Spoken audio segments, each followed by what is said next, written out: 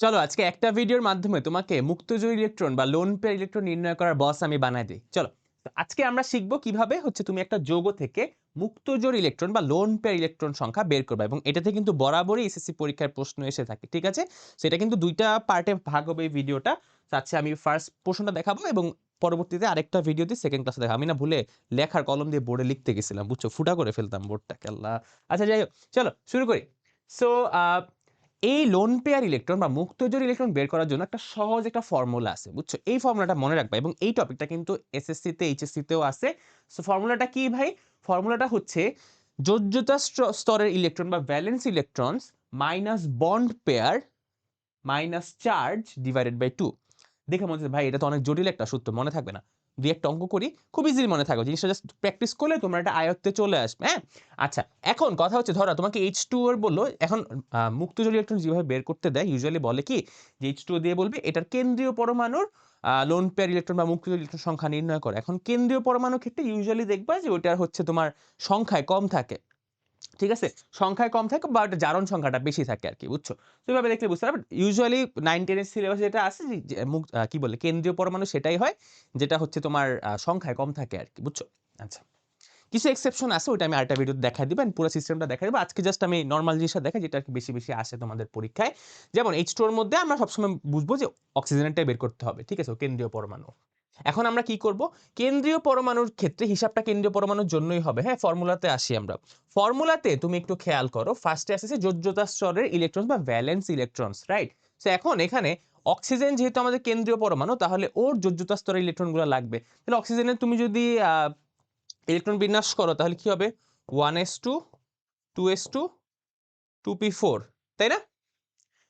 তাহলে অক্সিজেনের যোজ্যতা স্তরের ইলেকট্রন কয়টা ভাইয়া? টোটাল 6টা, রাইট। সো এখানে হচ্ছে 6 বসায় দিব আমরা, মাইনাস বন্ড পেয়ার ইলেকট্রন, মানে ও কয়টা বন্ধন জোড় সৃষ্টি করছে। এখন দেখো অক্সিজেন দুইটা হাইড্রোজেনের সাথে বন্ধন করছে না, তাহলে বন্ধন জোড় কয়টা? দুইটা না, মানে যতগুলা বন্ড করছে ততগুলা বন্ধন জোড়া হবে, কারণ মানে ইলেকট্রন শেয়ারিং এর মাধ্যমে তো করছে, রাইট।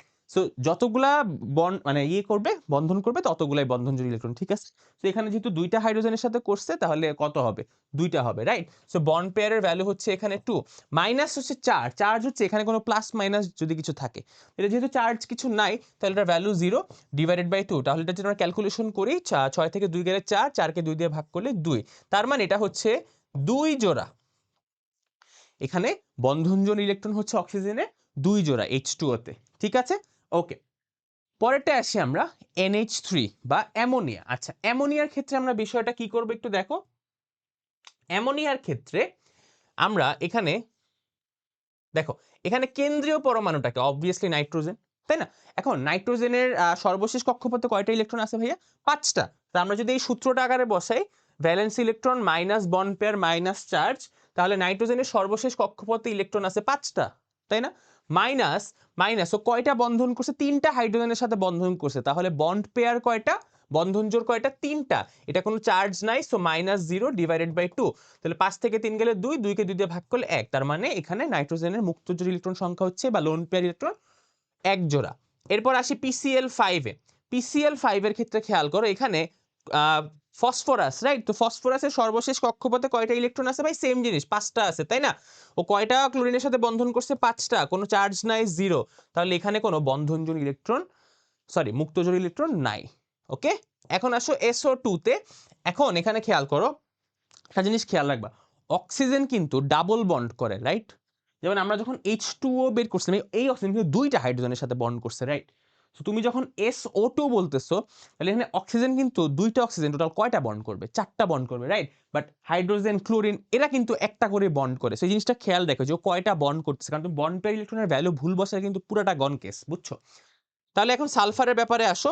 তাহলে সালফারের সর্বশেষ কক্ষপথে কয়টা ইলেকট্রন আছে ভাইয়া? সালফারের কয়টা আছে? 6টা, রাইট। 6টা আছে, আচ্ছা ঠিক আছে। তো ইলেকট্রন বিন্যাস করে তুমি চাইলে বের করে নিতে পারো, তাই না? তাহলে এখানে হচ্ছে সালফারের জন্য আমরা লিখবো 6টা।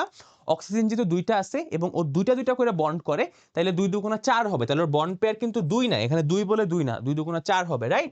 আর এখানে কোনো চার্জ নাই, সো এটার ভ্যালু আসতেছে কত ভাইয়া? 2 আসতেছে, ওকে, 2 আসতেছে। পরে আমরা যদি আসি, এখন দেখো কিছু চার জলা এক্সাম্পল যদি আমরা সলভ করি, দেখো এইখানে এইখানে তুমি খেয়াল করবে, এখানে ফার্স্টে আছে কত, NH4, রাইট? NH4 আছে। এখন NH4 এর বেলায় কি হবে বিষয়টা দেখো তো। NH4 এর বেলায় ভাইয়া বলতে পারবো, দেখো যেখানে নাইট্রোজেন আছে, রাইট? তো ফার্স্টে বসবে নাইট্রোজেনের যোজ্যতা ইলেকট্রন কয়টা আছে না, VE।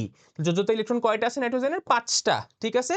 এখন ও কয়টা হাইড্রোজেনের সাথে বন্ড করছে, আচ্ছা আমি ওটা ভুল লিখছি, NH4 প্লাস হবে, তাই না? আমি কি লিখছি এটা, আচ্ছা তাহলে 4টা হাইড্রোজেনের সাথে বন্ড করছে, তো বন্ড পেয়ার হচ্ছে 4টা, এখানে একটা প্লাস আছে, প্লাস মানে কি ওর +1 চার্জ, রাইট? তো এখানে সূত্রের মাইনাস, আর এটা যদি +1 বসো, প্লাসে মাইনাসে এটা মাইনাসে হয়ে যাবে, তাহলে এটা কত আসতেছে, 0 আসতেছে। আর এইটা যদি আমরা খেয়াল করি, তাহলে এখানে খেয়াল করো সালফারের জন্য কত বের করছিলাম আমরা, 6, তাই না? যোজ্যতা স্তরের ইলেকট্রন 6টা, 3টা অক্সিজেন কয়টা বন্ড করবে ভাইয়া, 6টা বন্ড করবে, রাইট? সো এখানে লিখবো -6, চার্জ কত আছে, -2, তাহলে সূত্রের মাইনাস আর এখানে মাইনাসে মাইনাসে হয়ে যাবে প্লাস, ডিভাইডেড বাই 2, তাহলে এখানে আসতেছে 1 জোড়া। তার মানে SO3 2 1 জোড়া কি, এর মধ্যে সালফার কেন্দ্রীয় মূল, সো ওর হচ্ছে লোন পেয়ার ইলেকট্রন হচ্ছে 1 জোড়া। সো নেক্সট কোয়েশ্চেন দেখো, ফ্লোরিন অণুতে কয়টা এলপি? এখন যখন তোমাকে অণুর কথা বলবে, তখন কিন্তু তোমাকে চিন্তা করতে হবে ফ্লোরিন অণু মানে F2 এর কথা বলা হচ্ছে, হ্যাঁ? তো এখানে টোটাল কয়টা লোন পেয়ার আছে, তার মানে তুমি যদি লোন পেয়ার ক্যালকুলেট করো, এখানে কিন্তু টোটাল F2 এর জন্য ক্যালকুলেট করতে হবে, জিনিসটা আমি তোমাকে একটু বুঝাই। তো F2 এর জন্য আমরা ফ্লোরিনের সর্বশেষ কক্ষপথে ইলেকট্রন কয়টা আছে, আমরা জানি ফ্লোরিনের সর্বশেষ কক্ষপথে ইলেকট্রন আছে 7টা, রাইট? সো আমরা সূত্র যদি ফালাই 7 মাইনাস F2 তে বন্ড কয়টা, ফ্লোরিনের সাথে একটা ফ্লোরিন বন্ড করছে, রাইট? সো এটা কয়টা বন্ড আছে, একটা আছে, ঠিক আছে? চার্জ যেহেতু নাই, -0 ডিভাইডেড বাই 2, তার মানে এখানে 3টা। এখানে ম্যাক্সিমাম স্টুডেন্ট যে ভুলটা করে, এখানে আনসার 3 জোড়া দাগায় দিয়ে আসে, বাট এখানে কিন্তু 3 জোড়া না, কেন? কারণ এই 3 আসছে একটা ফ্লোরিনের জন্য। তোমাকে যেহেতু ফ্লোরিন অণু বলছে, পরমাণু বলে, অণুতে 2টা ফ্লোরিন থাকে, তাহলে এটার সাথে আবার আরেকটা 3 যোগ করবা, তাহলে এটা টোটাল কয় জোড়া আসতেছে, 6 জোড়া আসতেছে কিন্তু, ঠিক আছে? এই ভুলটা কিন্তু মোটেও করা যাবে না স্যার, ঠিক আছে?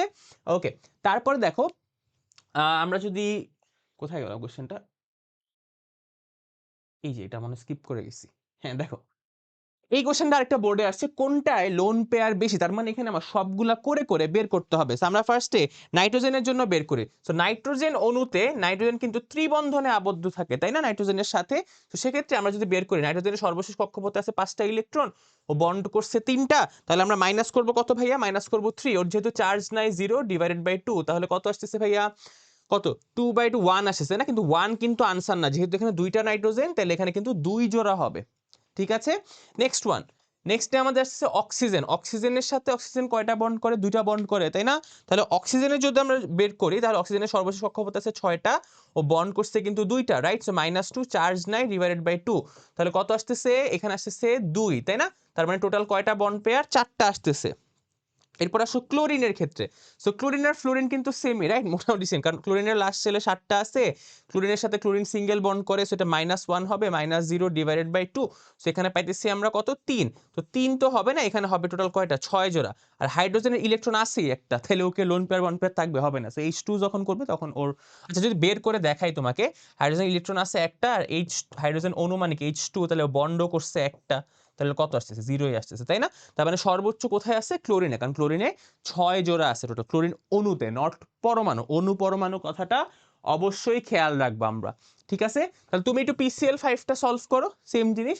এখন আসি কার্বন ডাই অক্সাইডে, হ্যাঁ এখানে কেন্দ্রীয় মৌলটাকে, আমি তোকে বলছিলাম সবসময় যেটা কম থাকে সেটা কেন্দ্রীয় পরমাণু হয় ইউজুয়ালি, বাট অনেক সময় তোমাকে যখন CO2 দিয়ে বলবে, তখন কিন্তু CO2 অ্যাজ এ হোল চিন্তা করতে হবে, হ্যাঁ? এখন এখানে আমরা সবারটা বের করে দেখি, যেমন দেখো, আমরা যদি কার্বনেটটা হিসাব করি, আমরা যদি কার্বনেটটা হিসাব করি, দেখো কার্বনের লাস্ট কক্ষপথে, লাস্ট সেলে কয়টা ইলেকট্রন আছে আমাদের, 1s2 2s2, কয়টা, 4টা আছে, তাই না? সো কার্বনের লাস্ট কক্ষপথে আছে 4টা, 4টা ইলেকট্রন থেকে আমরা মাইনাস করবো, সে অক্সিজেনের সাথে কয়টা বন্ড করছে, অক্সিজেন 2টা, মানে কি 4টা বন্ড করছে, রাইট?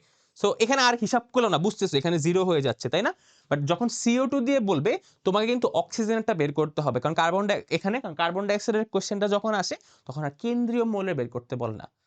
সো তোমার এখানে অক্সিজেনটা বের করতে হবে, কারণ কেন্দ্রীয়টা তোমাকে বের করতে দিবে না, যদি দেয় তো ঠিক আছে পারলা। তাহলে আমরা এখানে অক্সিজেনেরটা বের করি।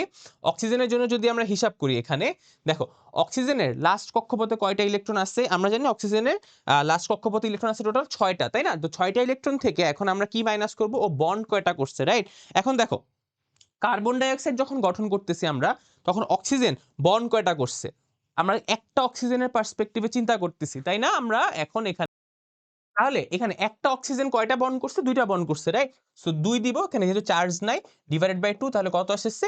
2 জোড়া। এখন একটা অক্সিজেন 2 জোড়া, তাহলে 2টার জন্য কয় জোড়া? 4 জোড়া হবে টোটাল। তাহলে কার্বন ডাইঅক্সাইড অক্সিজেনে টোটাল লোন পেয়ার ইলেকট্রন বা মুক্তজোড়ী ইলেকট্রন আছে 4 জোড়া। ঠিক আছে? সো আই হোপ তোমার আর কোনো কনফিউশন নাই। যদি কোনো কোয়েশ্চেন থেকে থাকে প্লিজ কমেন্ট করে জানায় দিও। And best of luck for your chemistry exam. আশা করি পরীক্ষাটা খুব ভালো হবে। আসসালামু আলাইকুম।